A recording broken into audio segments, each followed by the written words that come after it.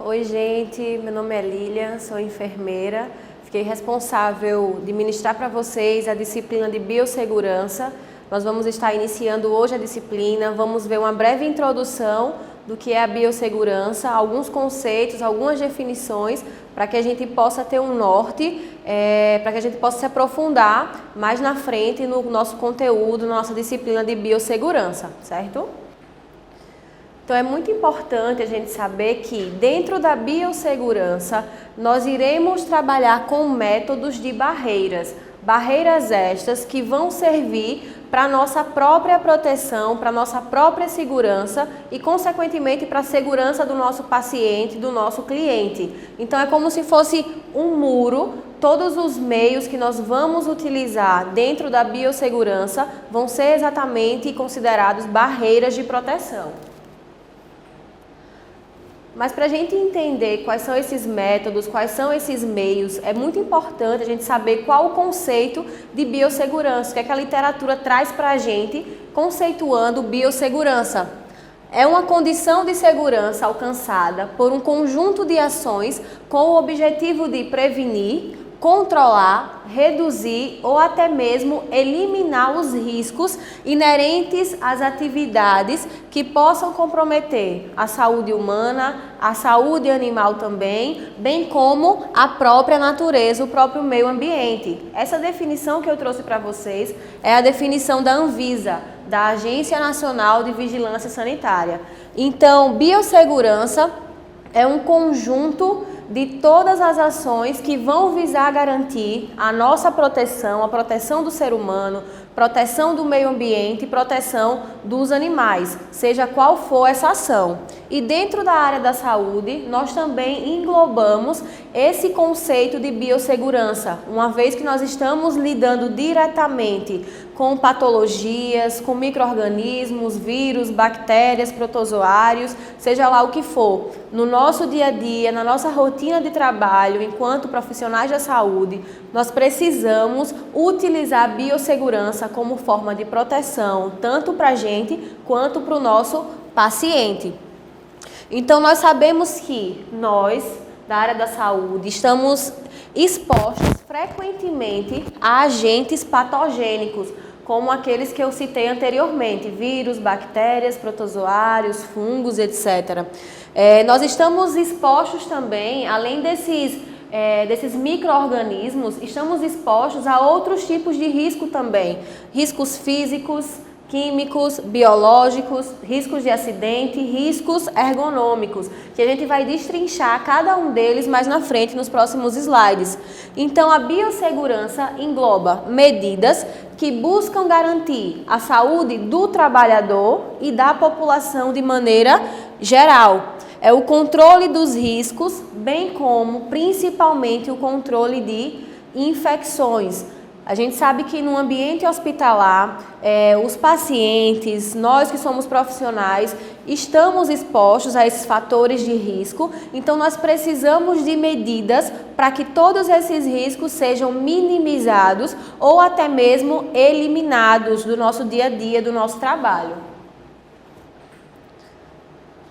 Aqueles profissionais de saúde que exercem atividades em hospitais encontram-se potencialmente expostos a uma diversidade de agentes desencadeadores de doenças, de patologias.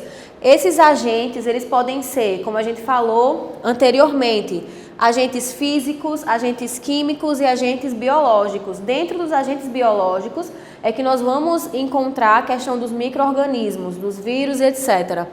O profissional de saúde, quando se encontra exposto a um agente biológico, ele pode ser visto nesse momento como alguém, como algo suscetível ao acometimento para alguma doença, para alguma patologia. Então, a partir do momento que eu, enquanto profissional da saúde, estou dentro de um ambiente hospitalar, estou dentro de uma unidade de saúde, estou lidando com pessoas com patologias diferentes, a partir desse momento eu me torno uma pessoa suscetível a adquirir alguma daquelas alguns daqueles agentes físicos, biológicos ou biológicos que estão ali naquele meio, certo? Então, o profissional de saúde se torna suscetível, bem como também pode se tornar uma fonte de transmissão dessas doenças.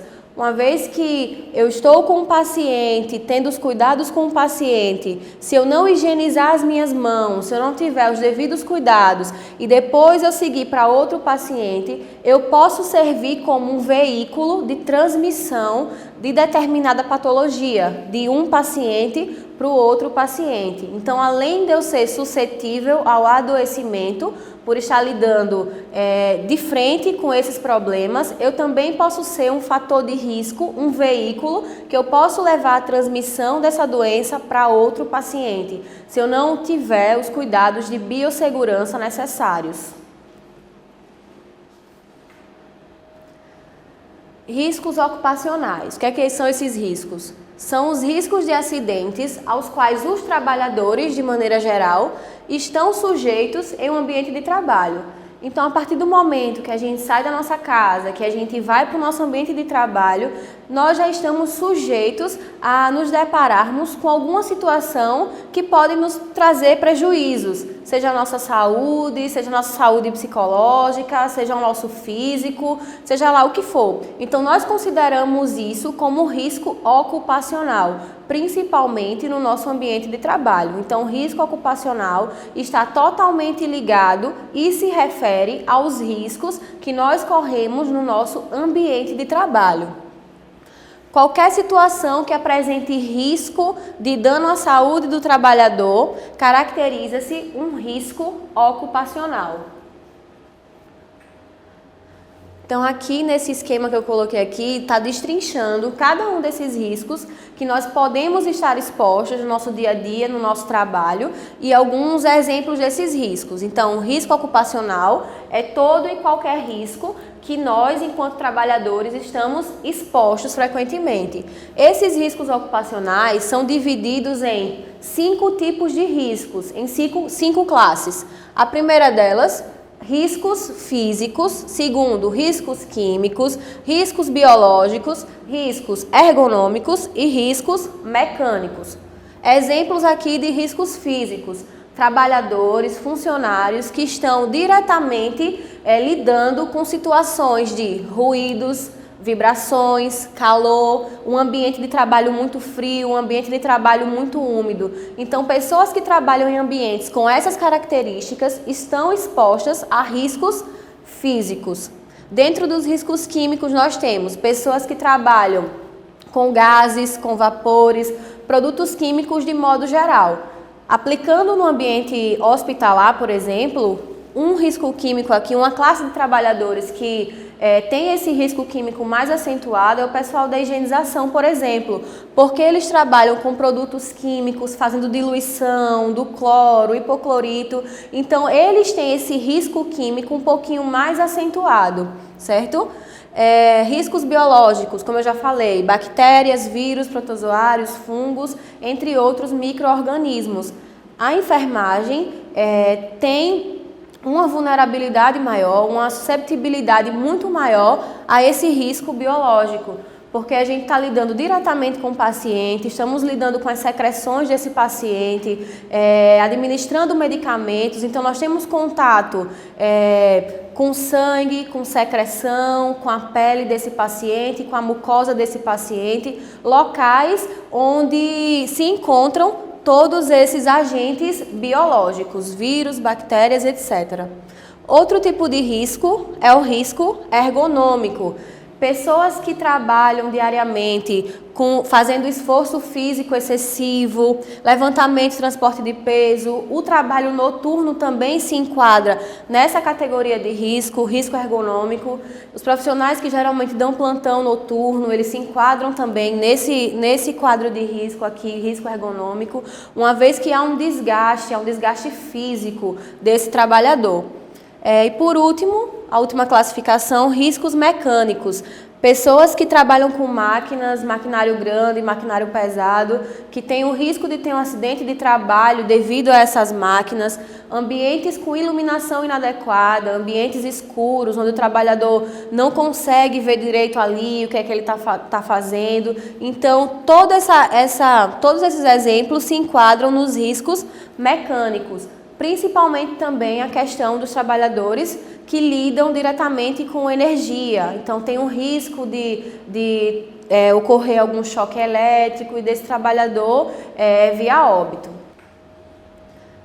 Dentro da biossegurança, trazendo para a área da saúde, para que a gente possa dar uma segurança para o nosso profissional, para que a gente possa dar uma segurança para o nosso paciente, nós temos meios, nós temos materiais que nós podemos utilizar para que esses riscos de adoecimento, de contaminação, de infecção, eles sejam minimizados. Então, eu trouxe aqui algumas imagens que são bem do nosso cotidiano, do nosso trabalho.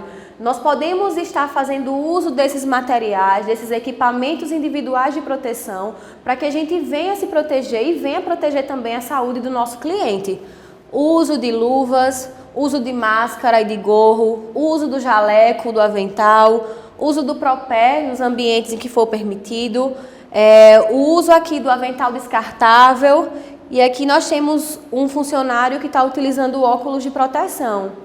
Muitos de nós, no nosso dia a dia, até lembramos de utilizar a luva, utilizar o jaleco, utilizar a touquinha, mas o óculos de proteção é tão essencial quanto os outros EPIs, quanto os outros equipamentos de proteção individual, uma vez que a gente está lidando também com secreções desse paciente, com gotículas, com aerossóis, que a gente vai ver mais para frente a definição de cada um deles. Então, o óculos de proteção não pode ser esquecido, é também um EPI muito importante no nosso dia a dia de trabalho. Pessoas que utilizam óculos de grau não estão isentas de utilizar o óculos de proteção.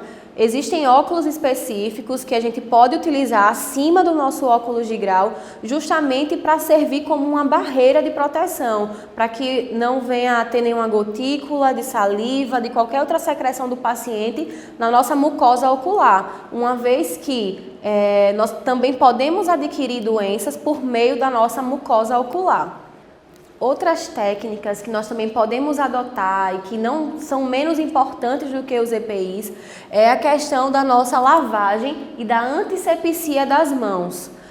A gente sabe que é algo que muitos profissionais também não aderem, não fazem da maneira correta, a lavagem básica das mãos, a antisepsia das mãos, mas é um fator muito importante e primordial para que a gente não venha a levar essa contaminação cruzada entre um paciente e outro, e principalmente também para a nossa saúde e para a saúde da nossa família. A gente sabe que o ambiente hospitalar, ele é um ambiente insalubre, então se eu não tenho os devidos cuidados de higiene no meu ambiente hospitalar, se eu não lavo as mãos com frequência, eu posso estar levando esses micro-organismos, essas patologias para dentro da minha casa.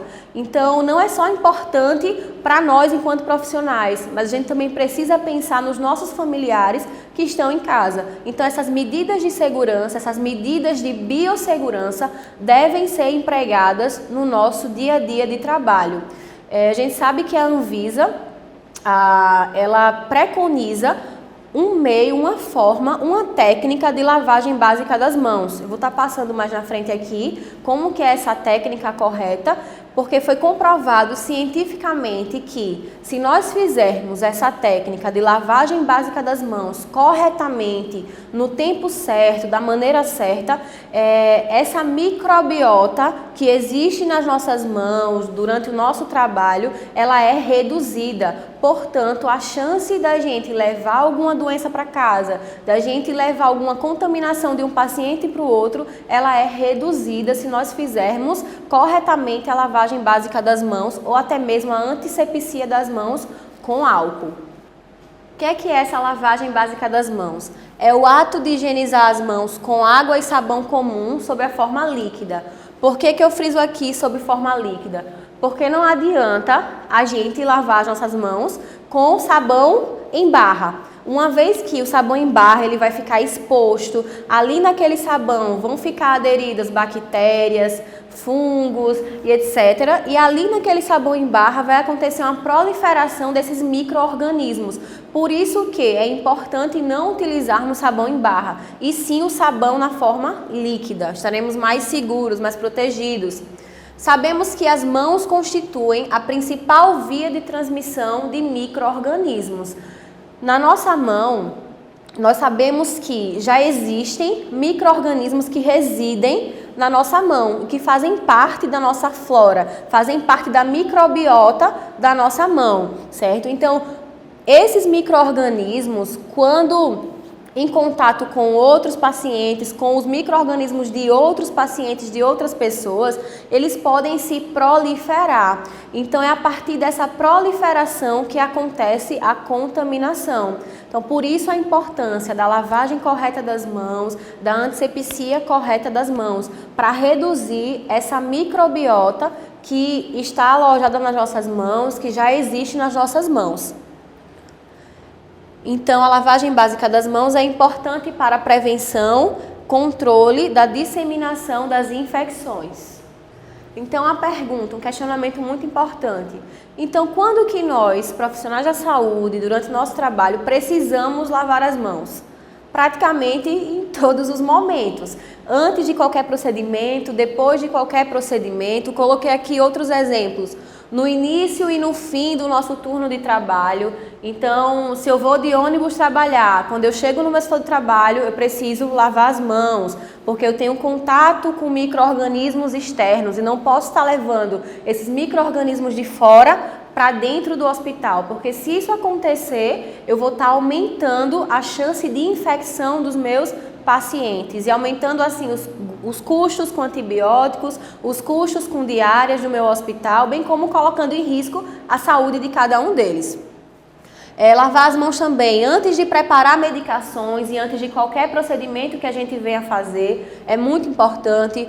Antes e após o uso de luvas. Muitas vezes a gente utiliza a luva e a gente sabe que as luvas elas vêm com um pozinho para facilitar a gente para calçar a luva, certo? A gente tira a luva e o pozinho, o resíduo daquela luva fica na nossa mão.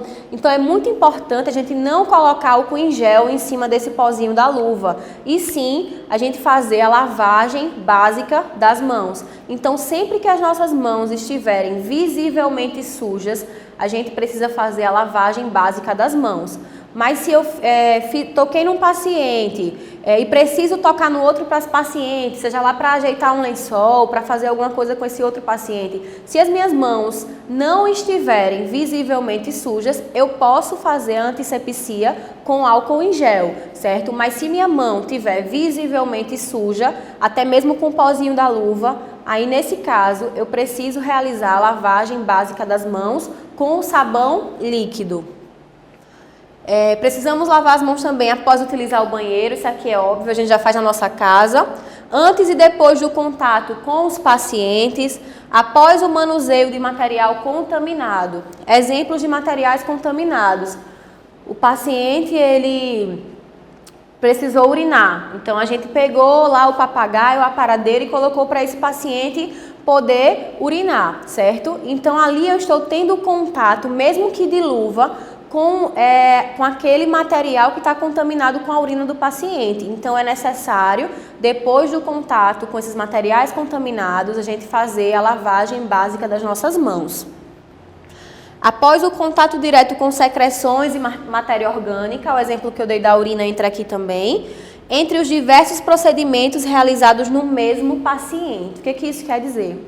Se eu tenho um paciente que ele tem vários procedimentos para a gente fazer nesse mesmo paciente, por exemplo, fazer um curativo, um curativo no pescoço, depois eu vou ter que trocar a fralda desse paciente. Então, depois de cada procedimento é necessário que eu lave as mãos ou até mesmo faça a antisepsia das minhas mãos, porque eu não posso levar a contaminação de uma área do corpo do meu paciente para outra área do corpo desse meu paciente.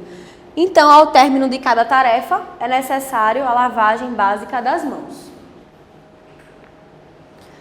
Aqui está mostrando o passo a passo dessa técnica correta de lavagem básica das mãos. A Anvisa ela preconiza o seguinte, que essa técnica ela deve ser feita no tempo de 40 a 60 segundos, para que ela seja realmente eficaz e para que haja uma redução dessa microbiota das nossas mãos, certo? O primeiro passo a gente vai abrir a torneira, vamos deixar a água correndo e a gente vai molhar um pouquinho as nossas mãos. Em seguida, nós colocamos o sabão líquido na palma da nossa mão. Algumas literaturas trazem que a quantidade de sabão líquido deve ser do tamanho de uma moeda de R$1. E aí, em seguida, a primeira coisa que eu tenho que fazer é pegar esse sabão que está nessa mão e começar a espalhar na outra mão. Então, nós chamamos isso de palma-palma. Eu vou friccionar uma palma na outra. Em seguida, eu faço o movimento de dorso-palma. Eu viro essa minha mão, coloco em cima da outra e começo a fazer esse movimento de fricção também, palma-dorso. Faço isso numa mão e depois troco, fazendo também na outra mão. Em seguida, o próximo movimento é interdigitais.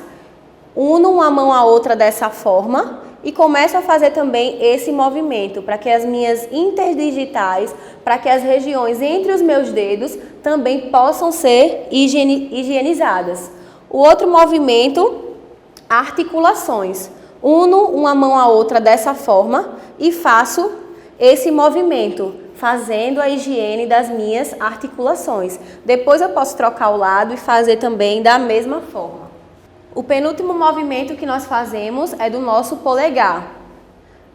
Apoiamos o polegar na nossa mão e começamos a fazer esse movimento de rotação, friccionando aqui o polegar com a palma da outra mão. Da mesma forma do outro lado. E por último, polpas digitais. Faço movimentos circulares das minhas polpas digitais na palma da minha outra mão. Depois repito o movimento do outro lado também. Em seguida, é só enxaguar a mão, deixar a água corrente, tirar todo o sabão da mão e depois a gente seca a nossa mão com o papel toalha. Então, qual que é o objetivo dessa lavagem básica das mãos, dessa antisepsia das mãos? É justamente promover a biossegurança para esse profissional da saúde e para os seus pacientes, bem como para os seus familiares também. Então é importante a orientação da equipe, a conscientização da equipe para adotar esse método, essa técnica diariamente e constantemente, com o objetivo de reduzir o número de contaminações e o número de pacientes infectados, bem como a infecção cruzada, a contaminação cruzada, que é levar a patologia, os micro-organismos de um paciente para o outro paciente. Nós sabemos que no centro cirúrgico existe uma forma de realizar essa antisepsia das mãos, uma forma diferente dessa lavagem básica das mãos. Essa parte daqui vocês conseguiram ver muito bem na disciplina de vocês de cirúrgica. Então eu vou dar uma pincelada aqui nessa questão da antisepsia das mãos no centro cirúrgico. Então tem o objetivo de eliminar a microbiota transitória da pele e reduzir a microbiota residente. Microbiota transitória é aquela que a gente vai adquirindo durante o nosso turno de trabalho, por exemplo. A gente vai tocando no paciente, toca no equipamento, então os micro-organismos do ambiente vão ficando alojados na nossa mão. Essa é a microbiota transitória, que facilmente pode ser removida. Mas existe a microbiota residente, que é aquela que já faz parte da nossa mão. Então, na lavagem básica das mãos, a gente consegue eliminar parte dessa microbiota transitória. Já na antisepsia cirúrgica das mãos, nós conseguimos eliminar a microbiota transitória e conseguimos reduzir também a microbiota residente das nossas mãos. Tem o objetivo de evitar a contaminação do sítio cirúrgico, a contaminação dos materiais e a contaminação dos medicamentos também que vão ser utilizados. Então, recomenda-se a antisepsia cirúrgica das mãos e antebraços com antisséptico desgermante. Um exemplo desse antisséptico que é utilizado no centro cirúrgico é a clorexidina degermante. É o mais comum, é o que é mais utilizado nos centros cirúrgicos. Então, nesse caso de um centro cirúrgico, a gente não vai utilizar para fazer a lavagem das mãos o sabão líquido. Nós vamos utilizar geralmente a clorexidina degermante. Então, tem que ser um sabão específico para poder remover essa microbiota transitória e reduzir essa microbiota residente das nossas mãos.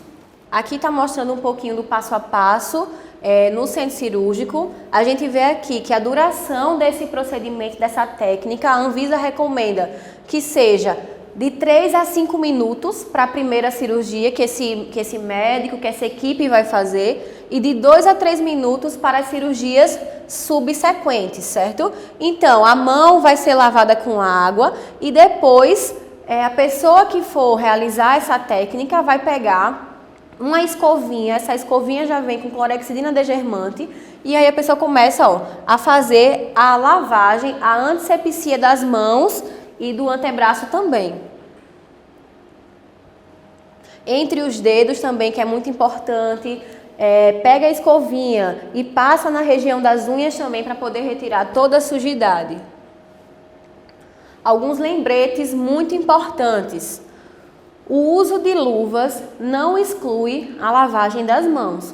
Muitas pessoas pensam o seguinte: eu estou de luva, toquei no paciente de luva, então eu não preciso lavar as minhas mãos porque eu estava de luva. Mas lembra que eu falei que na luva tem um pozinho, e se aquele pozinho ficar aderido à nossa mão, ele vai continuar aderindo os micro-organismos, e dessa vez de maneira muito mais intensa, porque esse pozinho vai servir como uma cola para esses micro-organismos. Por isso a importância de lavar as mãos, de fazer a antisepsia das mãos após o uso de luvas também. Mantenha as unhas tão curtas quanto possível e remova todas as joias antes da lavagem das mãos. A gente sabe que é proibido, não pode, o uso de adornos, o uso de anéis, colares, pulseiras, brincos em unidades de saúde, em ambientes hospitalares. Uma vez que esses adornos, eles podem servir como meio de acúmulo de sujidades, acúmulo de bactérias, acúmulo de micro-organismos. Por isso a importância de não utilizarmos adornos no nosso dia a dia de trabalho. A contagem de micro-organismos sob as unhas e quando se está utilizando anéis, relógios e pulseiras é mais alta. Outro ponto importante aqui que a biossegurança também defende é que nós, enquanto profissionais da saúde, nós não devemos ter unhas grandes, porque acumula sujidade, acumula micro-organismo. Por isso a importância da gente ter sempre unhas curtas para evitar, para minimizar pelo menos esses riscos de contaminação, esses riscos de infecção. Então, nós sabemos da importância dessa lavagem básica das mãos, a importância de aderirmos e utilizarmos a biossegurança como uma forma rotineira no nosso dia a dia, no nosso ambiente de trabalho. Porque se nós não utilizarmos a biossegurança de forma correta, nós estamos contribuindo para um aumento da taxa de infecção hospitalar. Nós estamos contribuindo para o aumento do índice de adoecimentos e mortalidade nas instituições de saúde. Então, de acordo com o Ministério da Saúde do Brasil, infecção hospitalar é toda infecção adquirida após a admissão desse paciente e que se manifesta durante a internação ou até mesmo após a alta, quando estiver relacionada com a internação desse paciente. Ou seja, o que é que isso quer dizer? Que infecção hospitalar é toda aquela infecção que o paciente adquire dentro do ambiente hospitalar. Se o paciente já chegou de casa no hospital com alguma infecção, nós não consideramos infecção hospitalar. Mas vamos supor que o paciente chegou no hospital com a dor de cabeça, foi tratada a dor de cabeça que não tinha nada a ver com infecção. Era por estresse, era devido à pressão alta, etc. Mas esse paciente precisou ficar hospitalizado, precisou ficar internado lá na unidade de saúde. Então, com o passar do tempo, esse paciente adquiriu uma infecção. seja lá devido a algum procedimento que foi feito de maneira incorreta, seja por alguma contaminação cruzada. Então, essa infecção que esse paciente adquiriu dentro do ambiente hospitalar, nós consideramos e denominamos como infecção hospitalar. Agora, outro exemplo. Se eu estou em casa, eu não tomo água direito, eu não tenho o hábito de beber água direito e terminei contraindo uma infecção urinária na minha casa. Mas aí eu precisei ir para o médico, para poder o médico passar algum antibiótico, alguma coisa. Chego na unidade de saúde e o médico vê a necessidade de uma internação para eu poder tomar antibiótico injetável.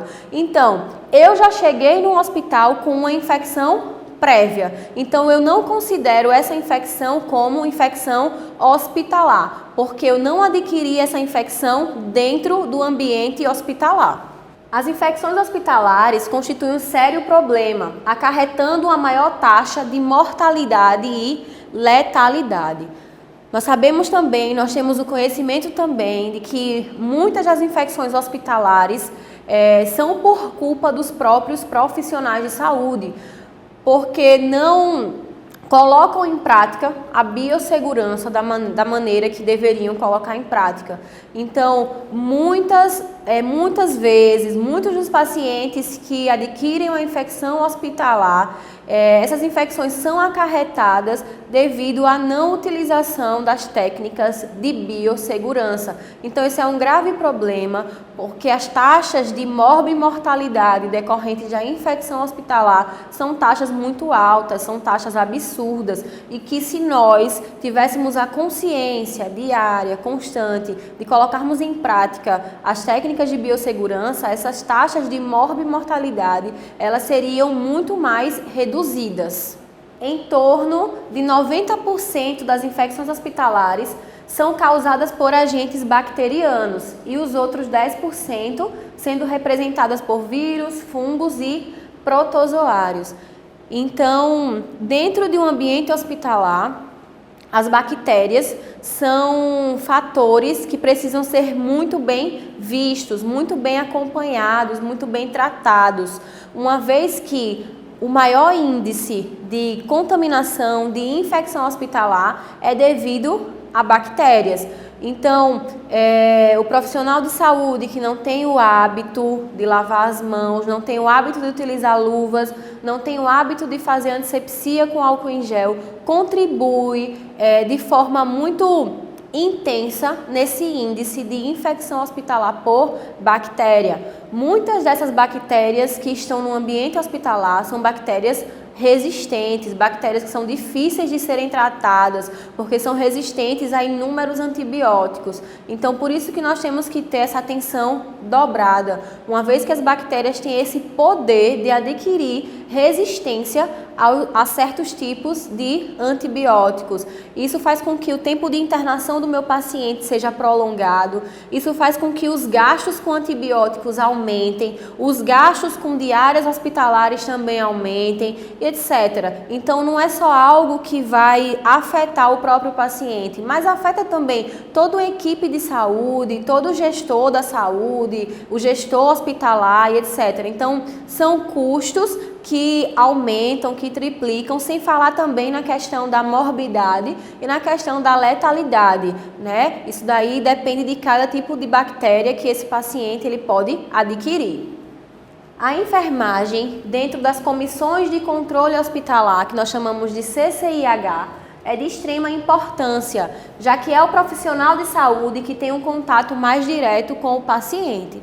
Então, todo hospital, toda unidade de saúde, se não tem, pelo menos deveria ter uma comissão que organize, que estude essa questão de contaminação hospitalar, de infecção hospitalar. E nós chamamos essas comissões de CCIH, que elas atuam justamente no controle dessas infecções. Então essas comissões se reúnem, elas estudam e veem de qual tipo de micro-organismo que os pacientes estão sendo mais acometidos, qual o maior índice de infecção, a infecção urinária devido ao uso de sonda vesical de demora, qual a infecção mais recorrente nos pacientes da enfermaria, quais as infecções mais recorrentes dentro de uma UTI. Então esse é o papel da CCIH, controlar, monitorar e principalmente buscar estratégias para minimizar esse índice de infecção, esse índice de contaminação hospitalar. E aqui ele fala que é de extrema importância a presença de um profissional da enfermagem dentro dessa comissão, uma vez que somos nós da enfermagem que temos um contato muito mais intenso, um contato muito maior com esse paciente. O nosso contato com o paciente é direto, desde o banho no leito até a realização de curativos, a realização da alimentação, passagem de sonda vesical de demora, manutenção de sonda vesical de demora e etc. Então nós da enfermagem temos um contato muito maior e muito mais direto com esse paciente. Por isso a importância de membros da equipe de enfermagem nessa comissão de controle de infecção hospitalar.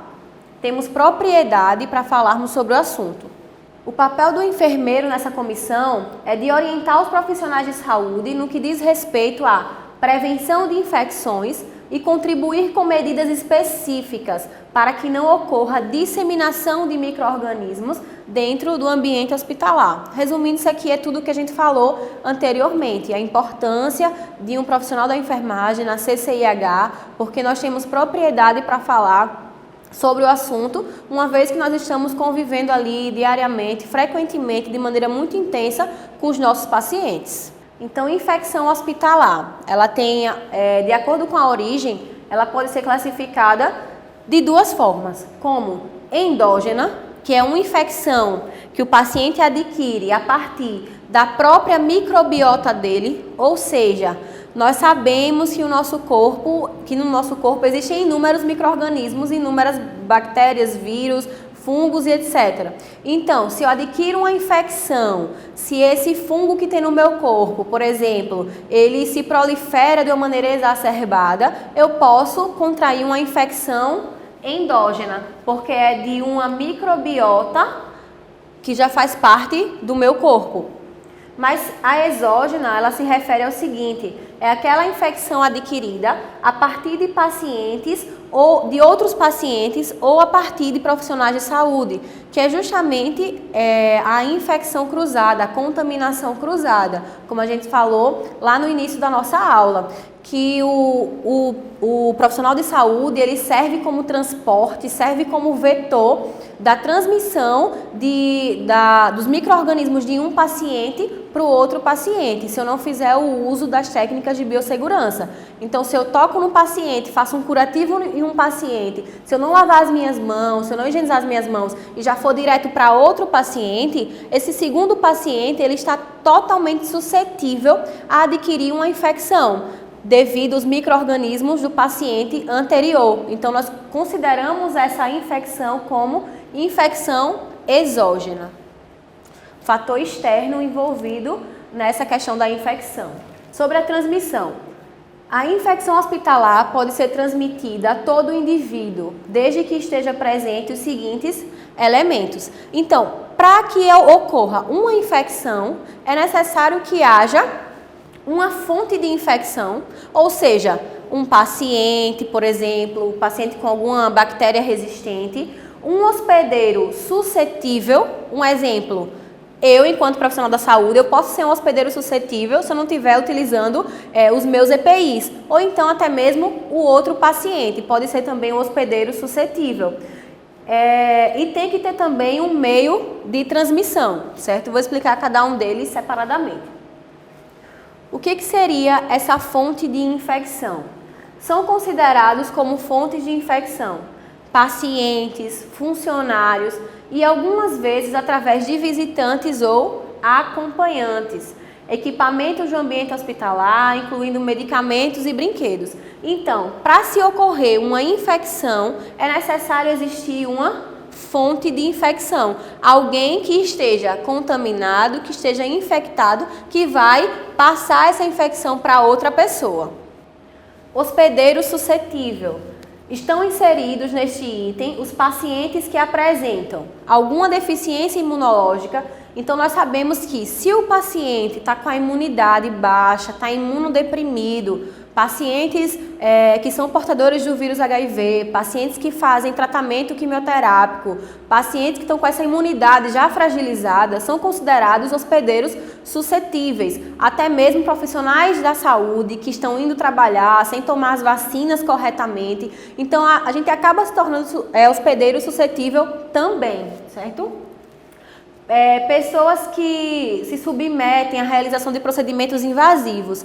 Então, se um paciente ele fez uma cirurgia, aquele paciente ele está com a incisão cirúrgica ali, mesmo que esteja suturada, mas aquela incisão cirúrgica ela é considerada uma porta aberta para a entrada de micro-organismos. Então, esse paciente também é considerado um hospedeiro suscetível. Pacientes com deficiência nutricional, a gente sabe que o nosso corpo precisa de nutrientes, então sem os nutrientes necessários, o nosso sistema imunológico também vai ficar enfraquecido. Então, consequentemente, nós nos tornamos também hospedeiros suscetíveis a essa infecção. E por último, os meios de transmissão. Para que uma infecção passe de uma pessoa para uma segunda pessoa, é necessário um veículo, é necessário um meio para que essa transmissão ela possa ocorrer. Então, como meio de transmissão que a biossegurança nos traz, nós temos transmissão por contato, transmissão por gotículas, transmissão por via aérea, precisa ter também um veículo comum dessa transmissão e alguns vetores. Fatores de risco para a infecção acontecer. Imunodeficiências, como a gente já falou anteriormente, uso prévio de antibióticos por longos períodos. Então, o antibiótico ele fragiliza o sistema imunológico da pessoa que está fazendo uso desse antibiótico. Internação prolongada, então quanto mais tempo nós estamos internados, quanto mais tempo nós ficamos no ambiente hospitalar, nós estamos mais suscetíveis a adquirirmos algum tipo de infecção. Desnutrição, como a gente já falou, em relação à nutrição, a idade do paciente interfere. Por quê? Se for um bebezinho, se for uma criança, nós sabemos que o sistema imunológico dessa criança, desse bebê, não está totalmente formado. Então, a criança mais novinha tem um risco maior de adquirir infecção. Bem como os idosos, pessoas idosas também, que o índice nutricional, o índice imunológico tende a diminuir, tende a cair. Essas pessoas também têm uma tendência maior a adquirirem infecções.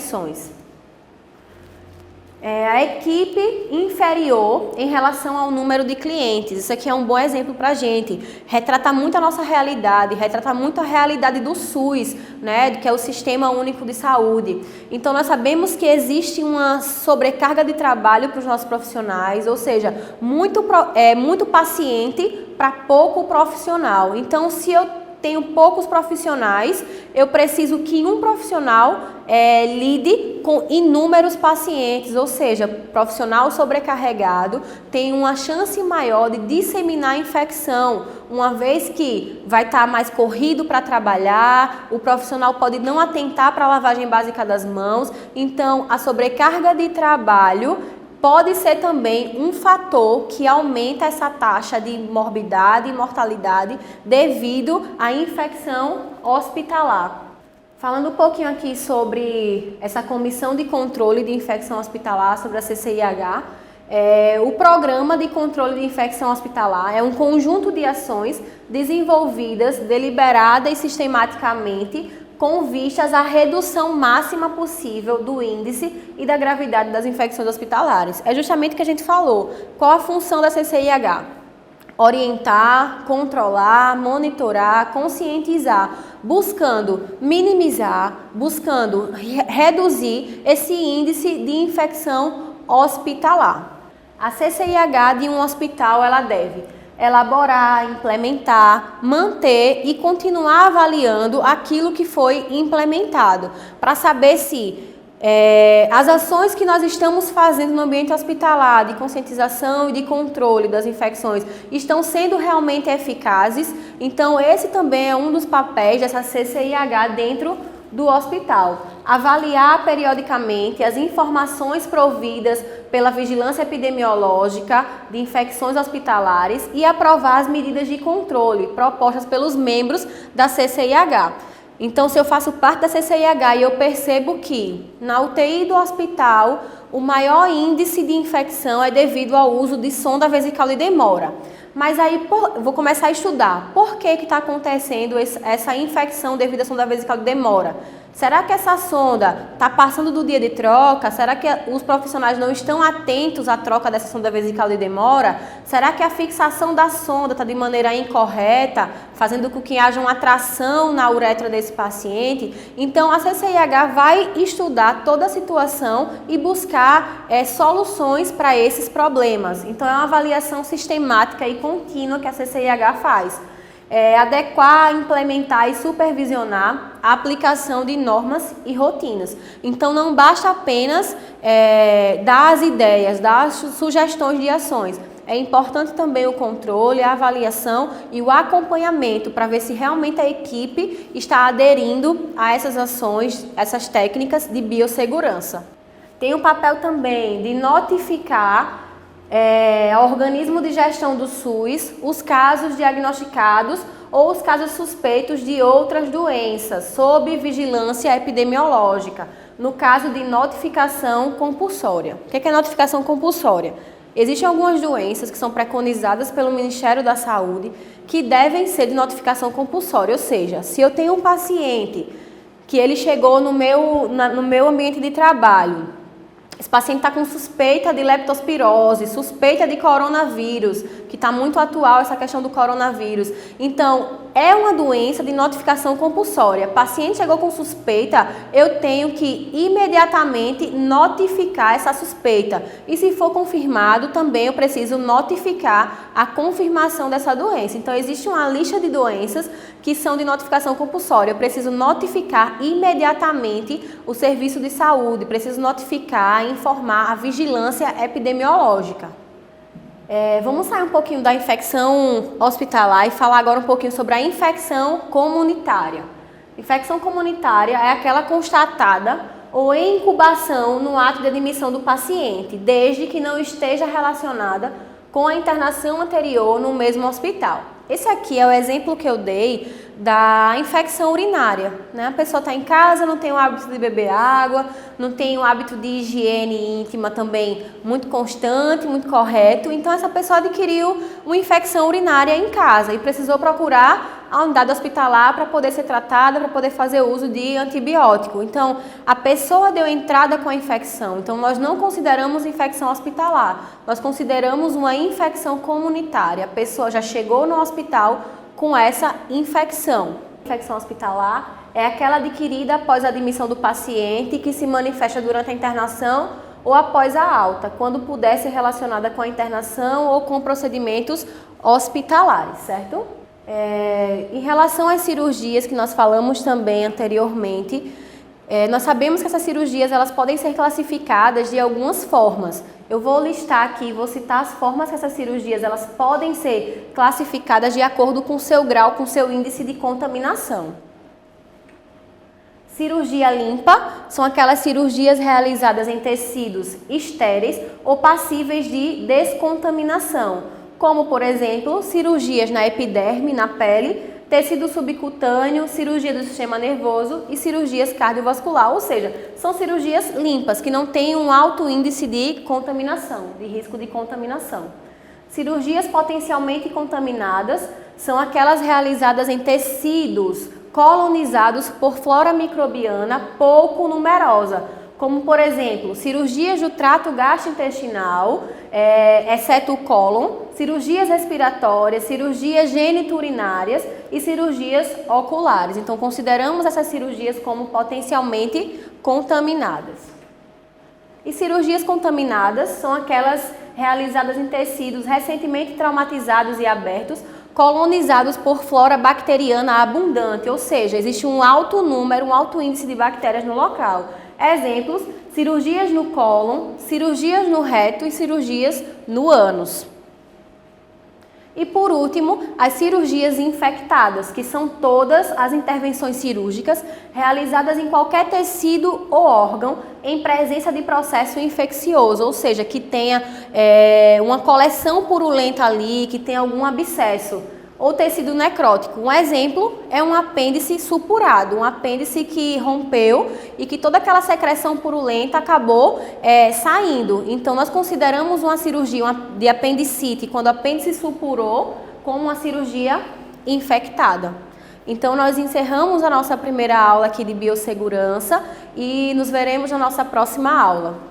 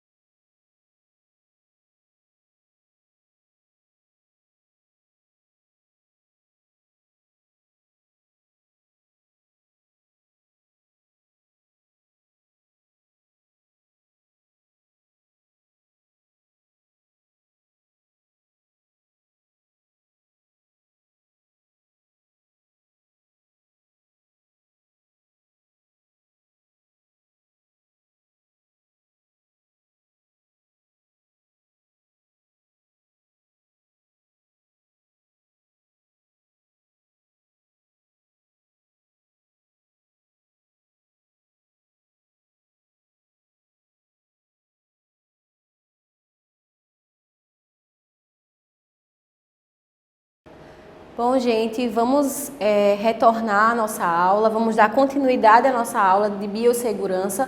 Nós trouxemos na nossa aula anterior alguns conceitos sobre biossegurança, falamos também um pouquinho sobre o que é a Comissão de Controle de Infecções Hospitalares, vimos a importância da lavagem básica das mãos, vimos também a importância da antisepsia das mãos com álcool em gel, falamos sobre também a importância da antisepsia cirúrgica e vimos alguns tipos de cirurgias, né, como elas são classificadas de acordo com seu potencial de contaminação. E hoje nós vamos dar continuidade à biossegurança, falando sobre algumas doenças de notificação que a CCIH tem que fazer e de notificação compulsória, certo? A gente falou, explicou na aula anterior o que é notificação compulsória, qual que é a sua importância. Então, trouxe uma lista aqui de algumas doenças que são de notificação compulsória. Ou seja, chegou um paciente com uma dessas doenças aqui, eu preciso notificar imediatamente a vigilância epidemiológica de saúde, certo? Exemplos: cachumba, coqueluche, diarreias infecciosas, difteria, doença meningocócica, hepatite A e outras hepatites, infecções ou colonização por bactérias multiresistentes, rubéola congênita, sarampo, tuberculose, leptospirose e agora nós temos o exemplo do coronavírus. Então, se um paciente confirmou para Covid-19, para coronavírus, é muito importante a notificação compulsória. Então, o profissional responsável, o enfermeiro ou o médico, precisam notificar imediatamente a vigilância epidemiológica de saúde de que eles estão com um paciente que foi positivo, que positivou para o coronavírus, por exemplo, justamente para que eles possam ter um controle da quantidade de casos suspeitos, da quantidade de casos confirmados, da quantidade de óbitos, seja lá o que for. Por isso que é muito importante a notificação desses tipos de patologias. Então, sabendo dessa importância da notificação compulsória dessas doenças, dessas patologias, nós também podemos falar sobre as precauções que nós devemos ter nessas doenças transmissíveis. Então, quando nós falamos em precaução, nós estamos falando sobre cuidados. Quais os cuidados que eu, enquanto profissional, que eu, enquanto paciente, enquanto acompanhante, posso ter e devo ter diante de doenças, de patologias que são transmissíveis, né? Então, nós sabemos que desde a antiguidade o isolamento de pessoas com doenças contagiosas, ele sempre foi praticado. Nós temos relatos bíblicos, relatos em livros de história que quando as pessoas estavam com lepra antigamente, essas pessoas elas eram isoladas, eram colocadas longe, sozinhas, bem longe de outras pessoas. Então, desde a antiguidade que nós temos que o ser humano tem um entendimento da importância do isolamento quando se deve fazer esse isolamento diante de uma situação, diante de uma patologia transmissível, diante de uma patologia que é altamente transmissível e infecciosa. Dentro dessas precauções aqui transmissíveis, nós temos alguns tipos de precauções que nós vamos falar mais na frente, certo? Então, as precauções de isolamento são cruciais para o controle eficaz de infecções nos ambientes hospitalares. As práticas de isolamento desenvolveram-se consideravelmente ao longo dos últimos 150 anos, como a gente já falou. Os sistemas e procedimentos atuais de isolamento são relacionados com base científica. Então, trazendo para a nossa atualidade, trazendo para o contexto que nós estamos vivendo hoje em dia, nós estamos vivendo um momento de isolamento social devido ao coronavírus, devido ao Covid-19. Então, os nossos gestores municipais, estaduais e federais, eles entenderam a importância nesse momento de um isolamento social, para que essa patologia, para que essa doença não se propague de maneira tão abrupta, de maneira tão violenta na nossa sociedade. E nós percebemos também que, mesmo com esse isolamento social que nós estamos fazendo, né, nós estamos ficando em casa com os nossos familiares, estamos evitando sair, a gente percebe que mesmo assim a doença doença, o coronavírus, que nós estamos falando agora, ele vem aumentando o número de casos confirmados, vem aumentando também o número de óbitos no nosso país. Então, fica cada vez mais clara a importância desse isolamento social para evitar a propagação do vírus, a disseminação desse vírus. Então, práticas antigas que antes eles não tinham base científica para isso, hoje nós continuamos fazendo, mas de uma forma diferente, com a base científica, porque estudos científicos são realizados, vêm sendo realizados e comprovam a eficácia, a eficiência e a importância de medidas de isolamento, como por exemplo o isolamento que nós estamos vivendo agora no ano de 2020. Na década de 80, com a constatação da transmissão ocupacional de várias doenças transmissíveis, bem como da síndrome recentemente identificada, que era a AIDS ou HIV, sentiu-se a necessidade de utilizar técnicas de isolamento na assistência a todos os pacientes, independentemente de sua suspeita diagnóstica. Então, antigamente era muito mais radical.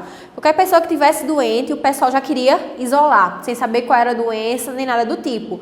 Mas estudos foram sendo feitos, pesquisas foram sendo feitas e hoje em dia existe algo chamado precaução padrão. Então, são precauções que nós utilizamos para todos os tipos de paciente. Independente da patologia desse paciente, nós temos medidas de precaução padrão que nós devemos utilizar para todos os pacientes, para todas as patologias.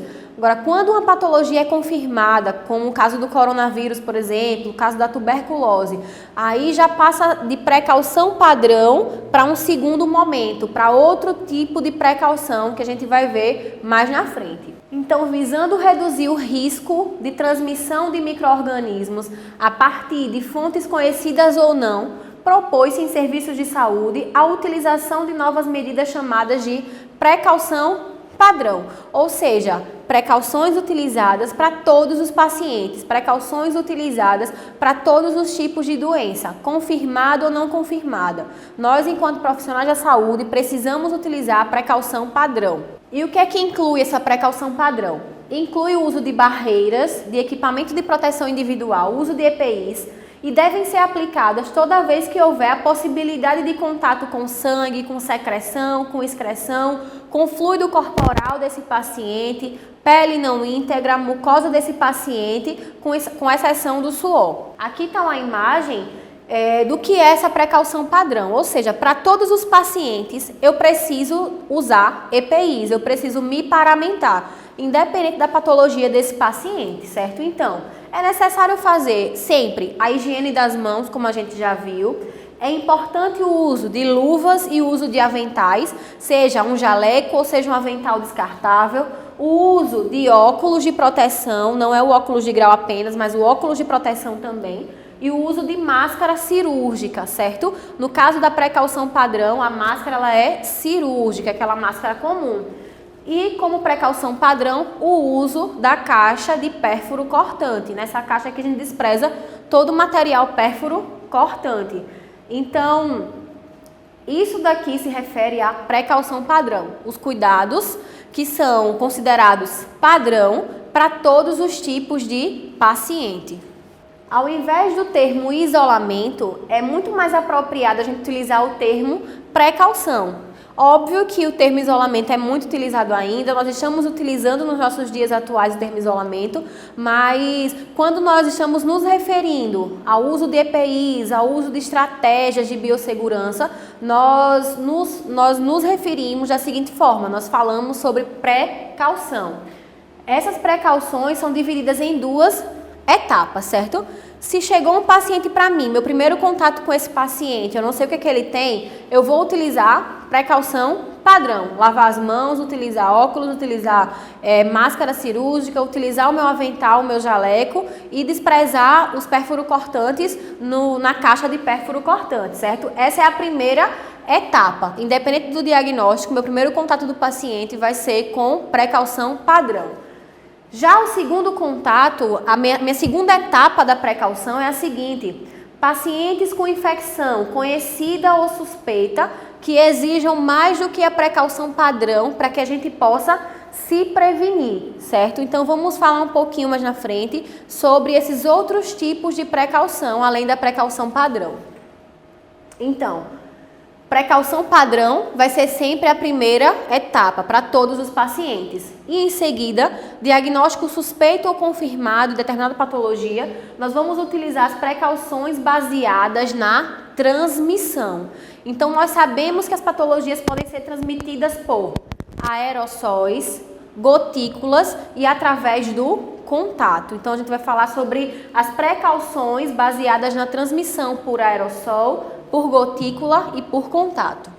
Aqui, precaução padrão, a gente já falou sobre a higiene das mãos na nossa aula anterior, falamos da importância dessa higiene das mãos. O uso de luvas no contato com o paciente, principalmente com a excreção desse paciente, com a secreção desse paciente, é muito importante o uso dessas luvas. Máscaras e protetores oculares, também falamos na nossa aula anterior. Tudo isso aqui que eu estou falando está dentro da precaução padrão, certo? Que é a nossa primeira etapa, nosso primeiro contato com o paciente. Então, o uso de máscaras e de protetores oculares também é muito importante. O uso do jaleco para proteger também é importante. E aqui eu quis frisar a importância do cuidado com os nossos materiais e equipamentos dentro dessas precauções todas. Porque eu não posso pegar um termômetro, utilizar em um paciente e logo em seguida utilizar em outro. É necessário que eu faça a higienização correta desse material, desse equipamento, para que eu não venha levar a contaminação de um paciente para o outro. Então, antes de eu levar um termômetro de um para o outro, eu preciso fazer a higiene desse termômetro com álcool a 70, certo? Para poder reduzir ou até mesmo eliminar aquela microbiota ali naquele termômetro que foi utilizado.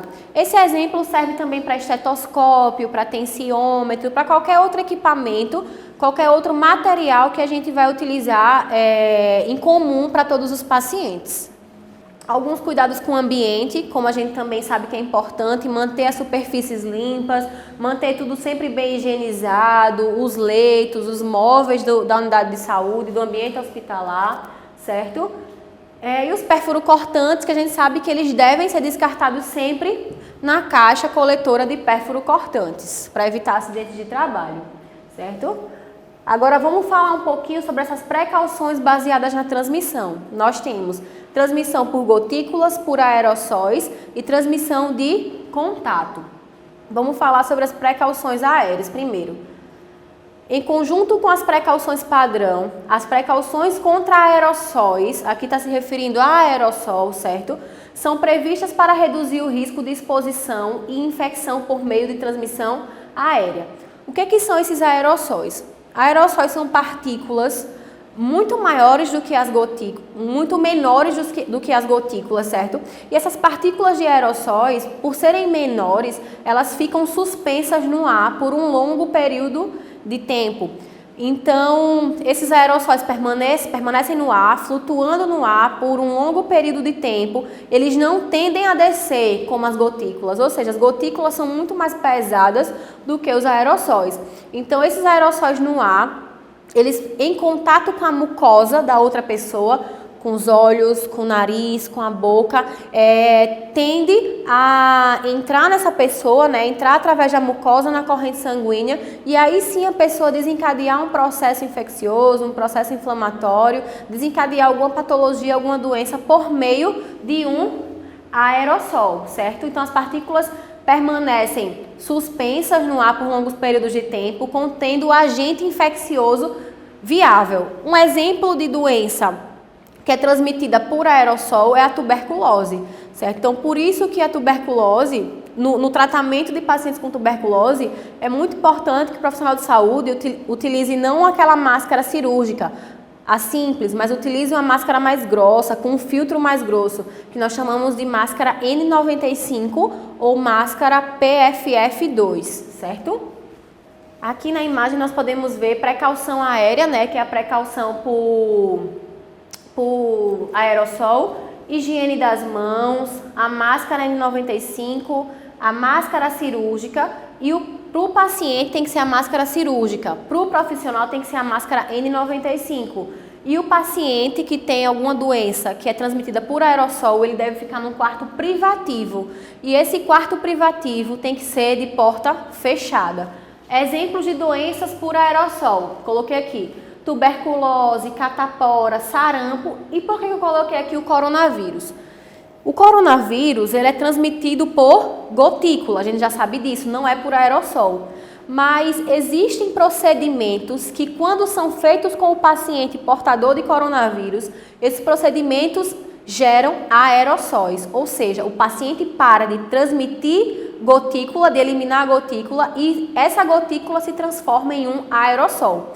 Exemplos de procedimentos que podem formar aerossóis em um paciente com coronavírus. Procedimento de intubação. Um paciente de coronavírus, quando ele vai ser intubado, quando ele é intubado, naquele momento da intubação, aerossóis são formados. Então, por isso que eu coloquei o coronavírus aqui como precaução para aerossol. Porque também, durante uma parada cardiorrespiratória de um paciente com coronavírus, no momento que eu começo a fazer as compressões torácicas nesse paciente, no momento que esse paciente é chocado com o desfibrilador, partículas de aerossóis são geradas. Então, o paciente para de disseminar através de gotículas e passa a disseminação do coronavírus por aerossol. Por isso, a importância do profissional de saúde utilizar a máscara N95 ou PFF2, certo?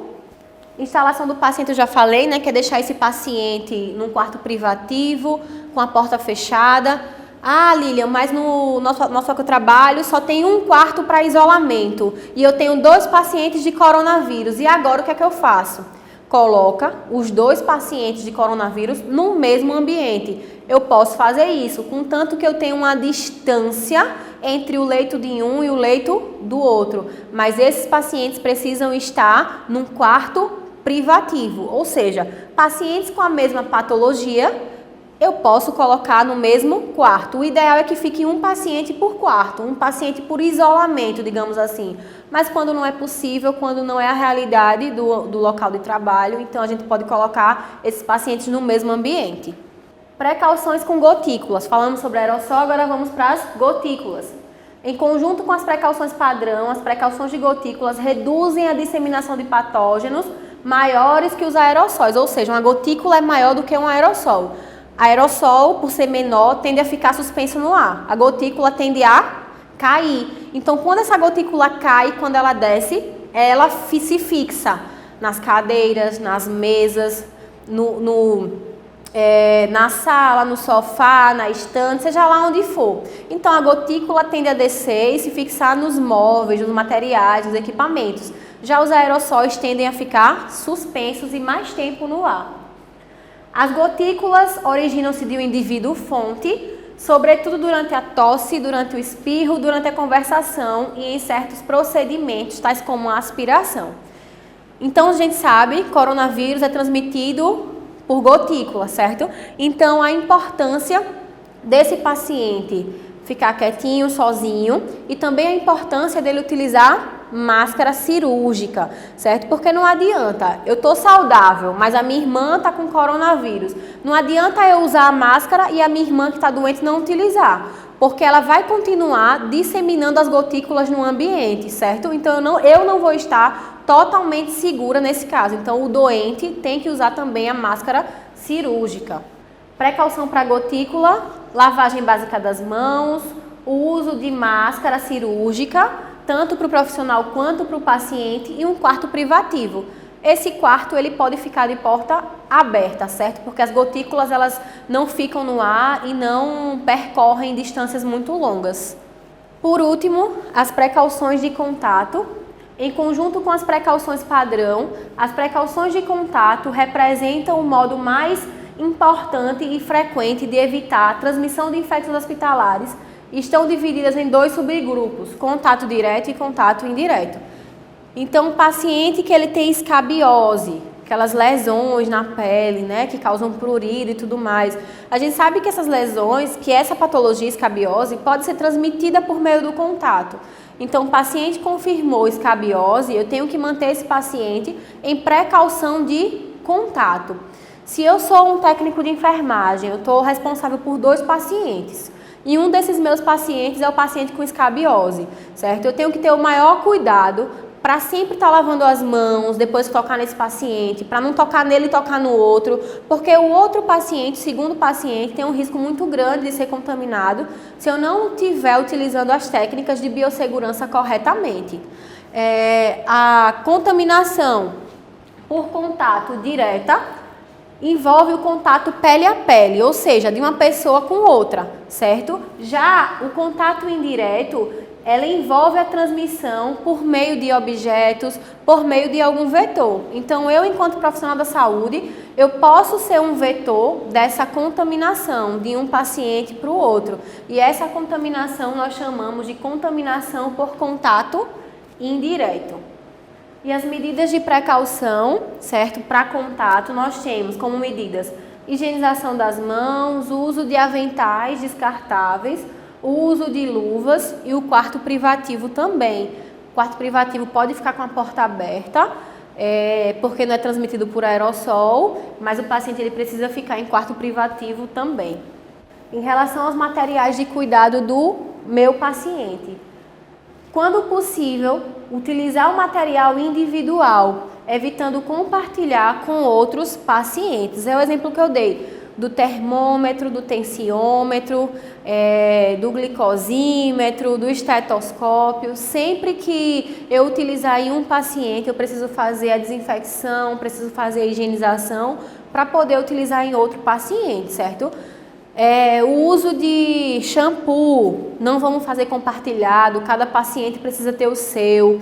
O uso de esparadrapo, eu não posso deixar um esparadrapo exclusivo para um paciente porque eu sei que na minha unidade de saúde não tem, mas eu preciso ter cuidado quando eu for tirar esse esparadrapo para um paciente, para não contaminar todo o resto quando eu for utilizar no outro paciente. Então, é muito importante o uso das técnicas de biossegurança durante todos os nossos procedimentos, para a gente reduzir essa infecção hospitalar, para a gente reduzir o número de morbidade, o número de patologias, para a gente também poder reduzir o número de letalidade, né, no nosso ambiente de trabalho, no nosso hospital, na nossa unidade de saúde.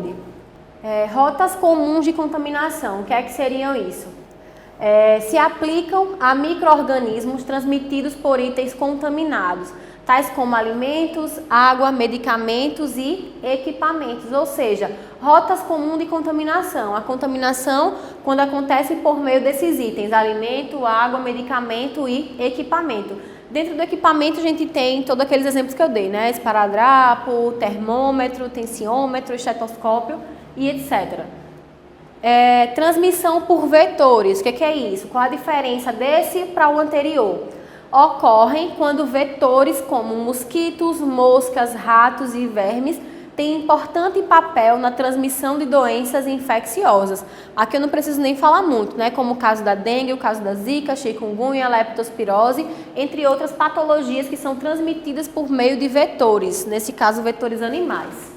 As precauções padrão e as precauções baseadas na transmissão envolvem a utilização de barreiras estas que nós já falamos e que são representadas pelos EPIs, bem como a utilização de outras medidas visando a biossegurança do profissional de saúde e do cliente assistido para evitar uma infecção cruzada, a contaminação cruzada.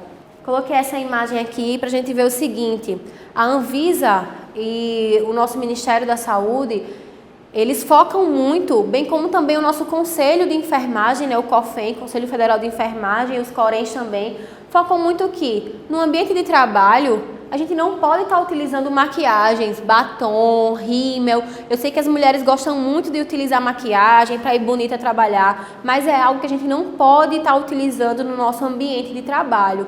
Uma vez que o batom, a base e o rímel, eles aderem à nossa própria pele, esses micro-organismos, e também eles liberam substâncias no ambiente, no ar, que podem ir com essas substâncias, esses micro-organismos juntos. Então, a importância da não utilização dessa maquiagem no ambiente hospitalar é muito grande e é algo muito sério também, que a gente pensa que não tem nada demais, que isso daí não influencia em nada, mas existem estudos científicos que comprovam que realmente o uso de maquiagem ele interfere diretamente nessa questão da biossegurança no ambiente de trabalho. O uso de adornos, de anéis, colares, brincos, etc. O uso de unhas grandes, como a gente já falou na nossa aula anterior, que não é indicado a gente trabalhar com a nossa unha grande porque acumula sujidade, acumula micro-organismo, certo? E o uso do esmalte também, esmaltes escuros também deve ser repensado, uma vez que os esmaltes escuros eles cobrem essas sujidades, né? As sujidades elas não ficam tão visíveis, por isso que as instituições de saúde não permitem que a equipe pinte as unhas com esmaltes de cores escuras.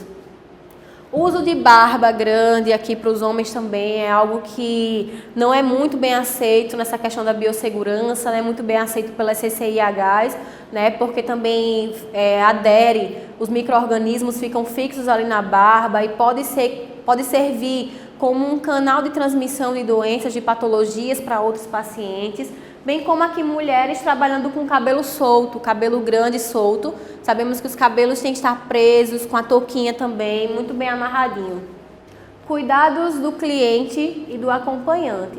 É muito importante a gente promover a educação desses pacientes, desses acompanhantes, para que eles sempre venham lavar as mãos quando saem do banheiro, que eles não fiquem indo de enfermaria em enfermaria, que não sentem na cama de outros pacientes. É preciso a gente conscientizar eles da importância disso, para que eles não venham a estar levando essa contaminação deles mesmos para os outros pacientes, ou trazendo dos outros para os seus próprios pacientes e para eles mesmos, certo?